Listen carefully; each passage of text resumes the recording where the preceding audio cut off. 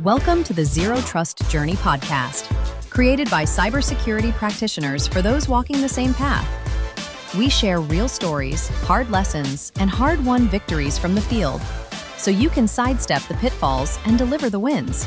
Grab your coffee, tune out the buzzwords, and let's get into the real story right here on the Zero Trust Journey podcast. Welcome back to the Zero Trust Journey podcast, where we cut through the noise and talk about what actually works in cybersecurity. Today, we are diving into a topic that's going to make a few EDR vendors mad at me: the truth about endpoint protection effectiveness. Joining me is Snehal Antani, CEO and co-founder of Horizon3.ai, the company behind Node.0, an autonomous pen testing platform that continuously tests and validates your security controls in real time. Snehal's no stranger to the front lines, from serving as CTO at the U.S. Department of Defense to leading technologies innovation at Splunk. He has seen firsthand what works, what fails, what's just marketing hype. And spoiler alert, the data from 200,000 Node.0 pen tests might shake your faith in your EDR. Snehal, welcome to the show. Awesome to be back, man. Appreciate the time. So let's start with setting the stage. Confidence versus reality. So according to Gartner, enterprises spend over $18 billion annually on endpoint security tools because that's what we made it. The market made it that network is not the thing. Make sure your endpoint is secure. Yet breaches involving compromised endpoint continue to rise over and over, and that is coming again from Gartner market report. We keep investing more, but attackers keep winning faster. Snehal, from your 200,000 Node.0 pen tests, what are you seeing that explains this mismatch between the investment and real-world effectiveness? It's a great question. We don't have a tools problem in cybersecurity anymore. I think most organizations have all the tools they need on the defensive side to actually be secure. What we have is an effectiveness problem. These tools are not designed to work together, or they're highly customizable and easy to misconfigure. And so just because you've installed these tools, your EDR, your SIM, whatever, doesn't mean you're that much more secure. You actually have to go off and verify that the tools are working correctly, that your team knows how to actually do something about it with the alerts, and that you're training like you fight and building the muscle memory for detection and response, both or across the board from a people, process, and technology standpoint. So, Snehal, would you say that it's not as simple just because you're buying the best-in-breed EDR that you're secure? You also have to configure it properly, which goes without saying, I know, obviously. But measuring that effectiveness is even important than just configuring. So then you can course correct it how things are in your environment. Yeah. So I'll give you an example. Windows Defender, just an excellent, outstanding EDR endpoint security effectiveness product that's out there. And there was a customer of ours that had 14,000 endpoints or EDR agents installed. One of them was misconfigured.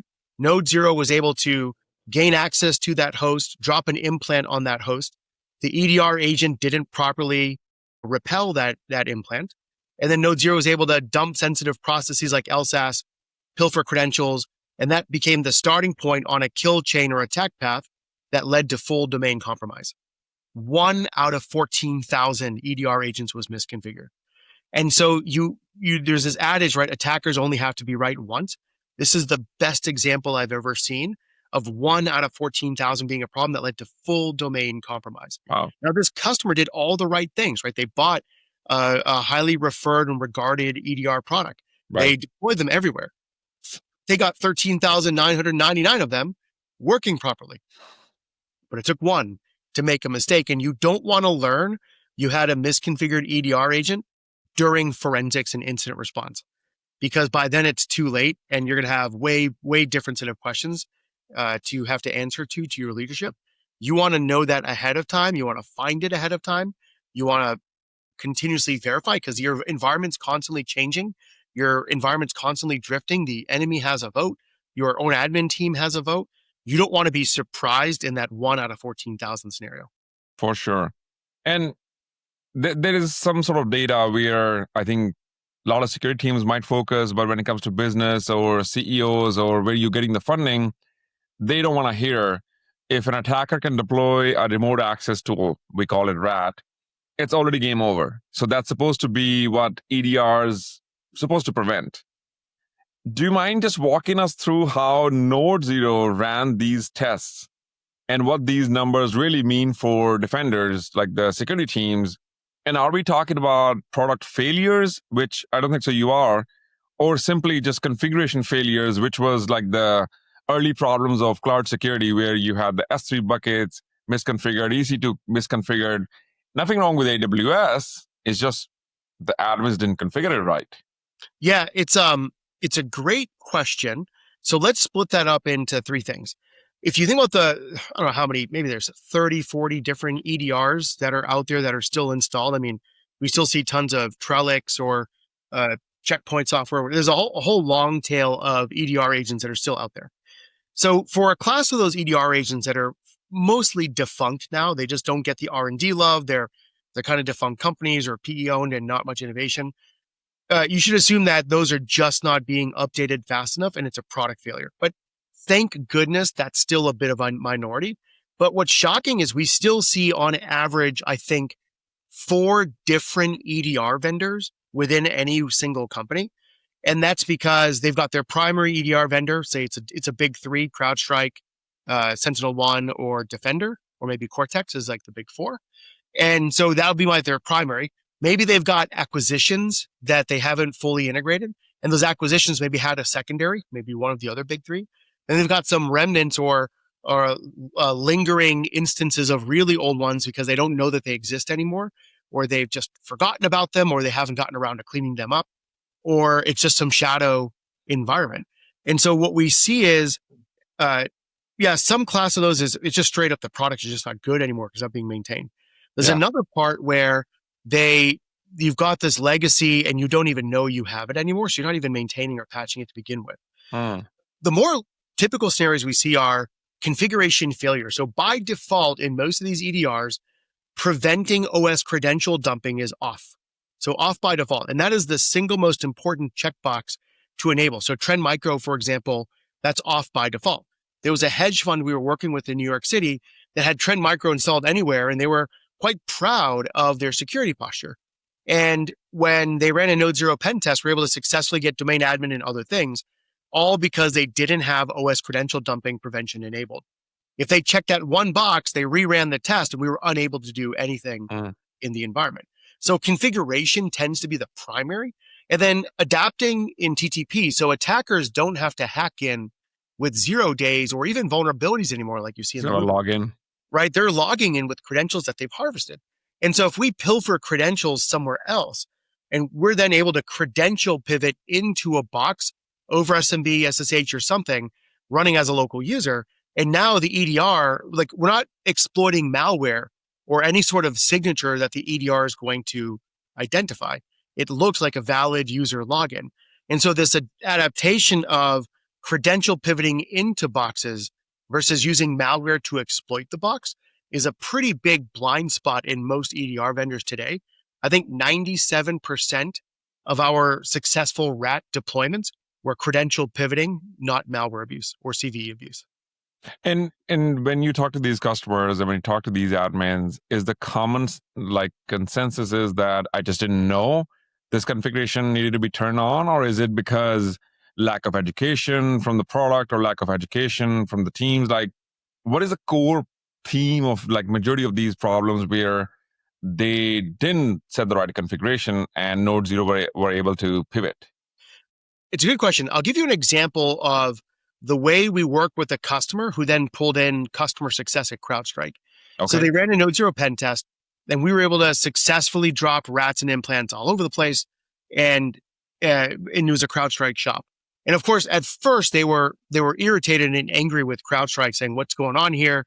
How could this happen? Like, your sole job is to prevent this from happening." Right. I believe CrowdStrike was the biggest line item budget in their security spend also. Wow. But our advice to them was, this isn't a go get mad at CrowdStrike thing. This is you've got the obligation to make sure that these tools are working properly. Right. So let's not go berate CrowdStrike. Let's go work with their CS team and actually tune your product accordingly. And that approach worked out really well because CrowdStrike Customer Success, which is a really good team, they sat down, they looked at, because in our product, we'll show you every command we ran on every host and every timestamp. And CrowdStrike CS started working with the customer to look at every command run. What did CrowdStrike see? What did CrowdStrike miss? What options are misconfigured? Is it a global misconfig or local agent misconfigs? And they kind of went back and forth and used us as a sparring partner to verify and improve the tuning of the CrowdStrike environment. So at the end of that health check, if you will, their EDR was working beyond expectations because of this sparring partner and tuning behavior. That's pretty cool, actually. Yeah, because again, technology changes fast. And again, I've been on the other side where I am the security engineer or I'm the guy who is configuring these tools.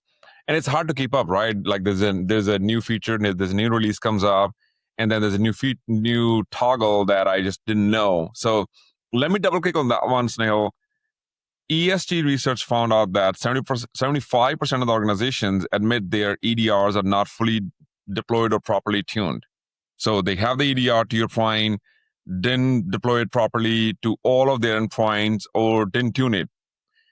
Is it because EDR tuning is so hard, or we rely upon supposedly the automations or default settings without verifying the effectiveness? So if I am going to start deploying EDR in my organization, do I just rely upon that the EDR solution will know based on my organization and they'll automate the settings?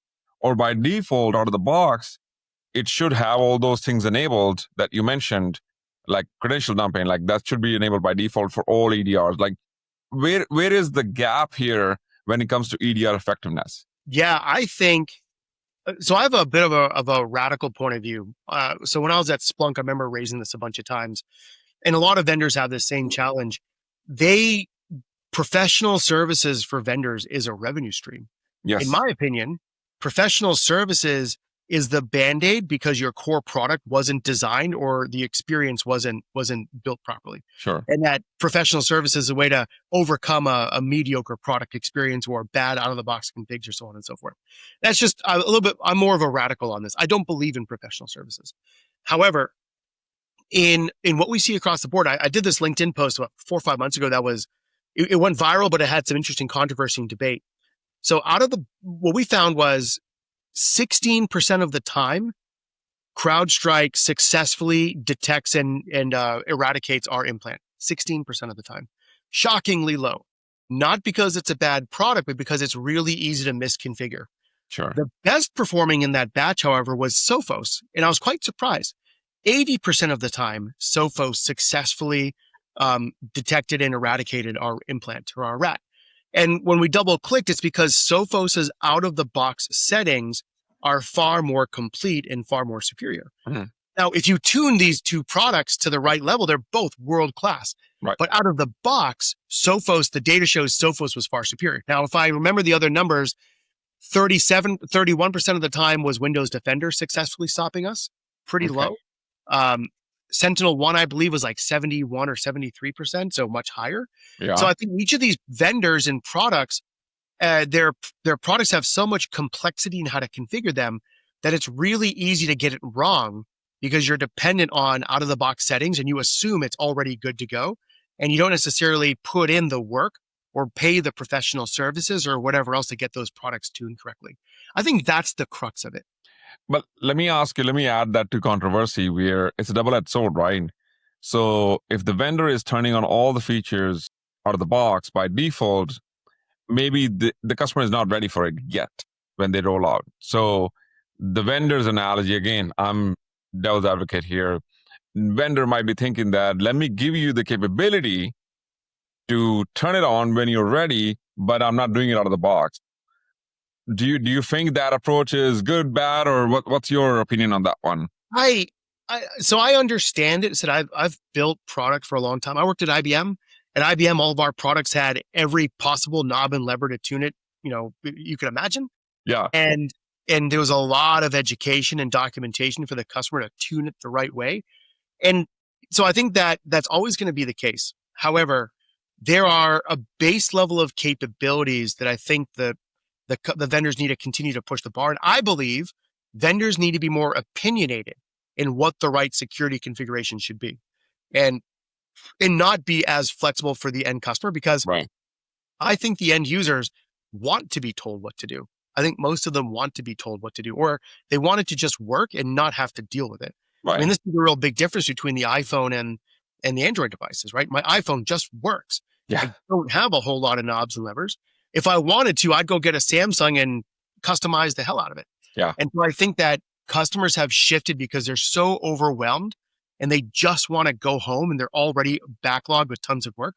Yeah. I think that they expect vendors to be far more opinionated now in what configurations should look like and just get this thing to work out of the box.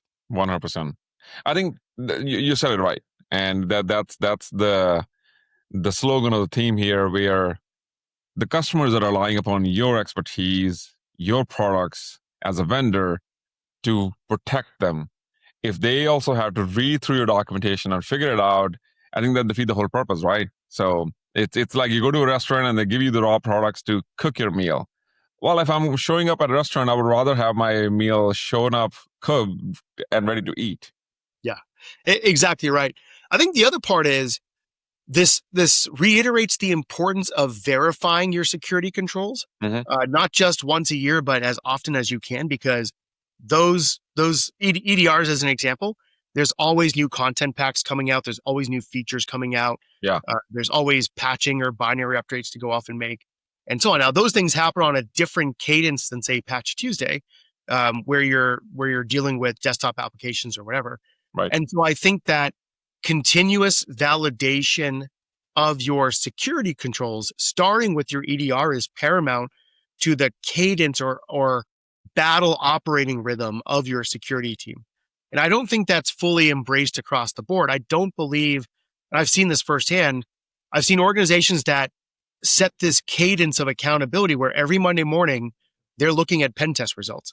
And they've got this conference room that they take over every Monday, where in that conference room, one seat is dedicated to the EDR tech lead, one to the SIM tech lead, to the network lead, the WAF lead, the app lead, and so on and so forth. And they go through every pen test result and they say, what did you see? What did you miss? And why? And they're opening tickets to improve tools effectiveness right there together. It's not about finding blame. And then they track the burn down of those tickets over the 2-week sprint. And then 2 weeks later on Monday, they run a retest. They look at what worked, what's been fixed, what reoccurred, and they build that heartbeat over again. And we do that in DevOps for software engineering. But we need to see more of that embraced from security tools engineering also. I think you're articulating to the point where just looking at the pen test results is not good enough anymore. It's also knowing the effectiveness of your tools and how to manage and change it almost in real time. That's also important. Yeah, because the goal of running a pen test is not to find problems. The goal of running a pen test is to quickly fix problems that matter. That's the mindset you want to go off and embrace. Now, what are the kinds of fixes? We by default assume that the fix is a patch. We talk about Patch Tuesday, but patching is actually a pretty small slice of the things you could go off and do to improve your defensiveness. You can go off and make network egress controls so that log4shell can't be exploited. You can modify WAF settings. You can do things like roll critical credentials or reduce scope of certain credentials. You can deploy honey tokens or tripwires to improve detection and alerting. You can make sure your EDR is working correctly. You can improve visibility of your logging in Splunk or whatever. When you think about quickly fixing problems that matter, fixing encompasses improving the effectiveness of your tools, adding compensating controls, doing things to reduce your blast radius, like credential blast radius or network blast radius, and patching to get rid of exploitable CVEs in your environment. And that's the key. It's more than just patching. Security tools effectiveness needs to be, I think, prioritized higher than patching, because you can make those SOC tool changes very quickly with minimal risk to production. Totally. Snehal, I'm going to quote you to you. If you're a vendor, don't get mad at me. I'm just a vessel for the data. I think this align with me. It's blame to the benchmark.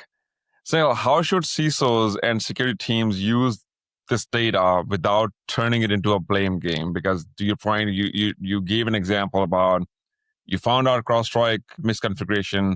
You advise the customer, instead of getting mad at them, let's use the customer success to tune and configure it properly. what's a constructive way forward for tuning, for accountability, and for vendor transparency, honestly?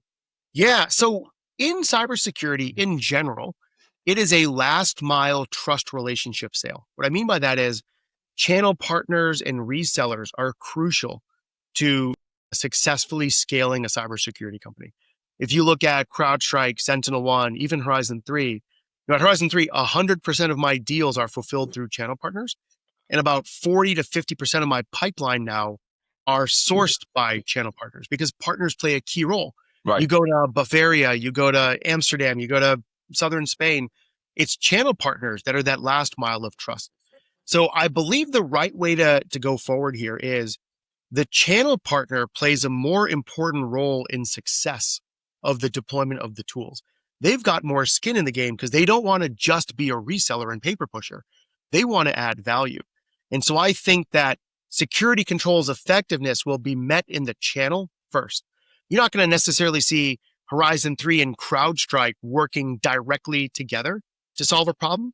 I think more likely it's going to be the channel partner that brings both companies together on behalf of the customer. And so I believe security controls effectiveness is an absolutely excellent way for channel partners to differentiate themselves and not just be transaction paper pushers. And they start to hold a greater stake in the outcome, the security posture outcome of the customers that they've sold to. Let's wrap up with this one, Snehal. Future of continuous security validation. What's next for Node Zero, especially around automating defense validation for EDRs on Windows, Linux, and phones? You pick it. Will we reach a point where attack simulation and defense validation are baked into normal operations? Yeah, so I think that, once again, the goal of running a pen test is to quickly fix problems that matter. We have, over the last 4 or 5 years, become the best at finding problems at scale, exploitable problems at scale. And now the next question is, what do you do about it? The bottleneck is remediation. And remediation is not just patching. It's not just tuning a configuration or something. It's much more than that. It's dropping decoys and deception. It's fixing your security stack. It's improving logging visibility or whatever else. So I think it's all about pen testing and SOAR quickly converging into a set of remediation workflows. I believe MCP servers are going to dramatically accelerate this convergence of pen testing and SOAR into agentic remediation. And for us, we always had this view, we're not a pen testing company. That was just the first use case in Wedge. Everything is about using pen test results to drive defensive workflows. Defensive workflows around SOC tools tuning, around deception deployment, around blast radius reduction, around compensating controls, actually fixing misconfigs, and then patching servers as well. And how do we use the pen test results to fiercely decide what to do? And more importantly, decide what not to do, because we've taken into account, is it exploitable? Are known threat actors, are there threat actors known to abuse those issues? What's the precise business impact? Pen testing answers those 3 questions, and you use that to fiercely prioritize your defensive actions. Fair. Those were some incredible, great insights, Snehal, and some much needed truth for the industry as well. So huge thanks to you, Snehal, and the entire Horizon3 team for pushing the industry toward that measurable, data-driven future. So if there's one key takeaway, it's this: you can improve what you don't measure. The only way to know if your EDR, SIEM, or any other security controls are working is to test it continuously, safely, and realistically. For listeners, check out Horizon3.ai and Node Zero to learn how you can prove your security works and not just hope it does. Snehal, once again, thank you so much for being on the show. Thank you. Appreciate it. That's a wrap on the Zero Trust journey. Now it's your turn. Step into the spotlight, share your story, and be part of the journey. Subscribe to Zero Trust Journey on LinkedIn for the latest news, events, and giveaways. Until next time.